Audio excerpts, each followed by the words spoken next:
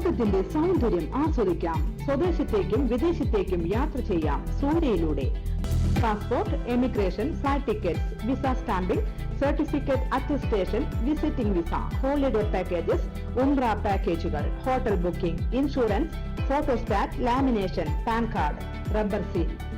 Surya international travels and communications, Vadakkanchery, Chelakkara, Delhi, Dubai, ഇപ്പോൾ ആറങ്ങോട്ടുകരയിലും.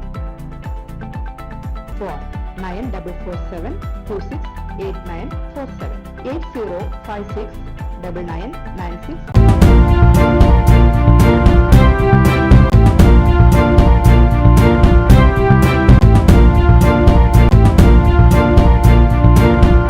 നമസ്കാരം, any time ന്യൂസിലേക്ക് സ്വാഗതം. കോവിഡിനെ പോലും കടത്തിവെട്ടുന്ന പനികളാണ് പടരുന്നത്. ശ്വാസകോശത്തെ കാർന്നു തിന്നുന്ന രോഗപീഠകൾ പനിയായി, ജലദോഷമായി, കഫക്കെട്ടായി, കർക്കിടകം അങ്ങനെ കൊയ്യുകയാണ്. ഈ സാഹചര്യത്തിലാണ് അങ്കരയുടെ സ്ഥാനം. ഏഷ്യൻ സ്ഥാനങ്ങളിൽ കാണപ്പെടുന്ന വനസസ്യം അറിയപ്പെടുന്നത് ആനച്ചൊറിയൻ വിഷസസ്യം എന്ന പേരിൽ.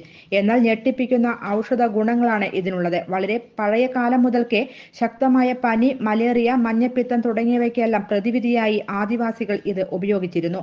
ഇതിന്റെ വേര് തിളപ്പിച്ച വെള്ളം കുടിക്കുകയാണ് ചെയ്തിരുന്നത്. ബാക്ടീരിയകൾക്കെതിരെ അതിശക്തമായി പ്രവർത്തിക്കാൻ ഇതിന്റെ വേരിൽ നിന്നെടുക്കുന്ന സത്തിന് ആവുമെന്നാണ് ഗവേഷണം. വേരും ഇലയും മുറിവുകൾ ഉണക്കുന്നതിനും പൊള്ളലിനും അതീവ ഫലപ്രദമാണെന്നും ശാസ്ത്രം. ഉത്തരേന്ത്യയിലെ ചില ആദിവാസി വിഭാഗങ്ങളിൽ ഇത് മരുന്നായും ഉപജീവന മാർഗമായും ഉപയോഗിക്കുന്നുണ്ട്. അരുണാചൽ പ്രദേശിലെ നിഷി അബദാനി ഗോത്രവർഗത്തിന്റെ മുഖ്യ ജീവിതോപാധിയാണിത്.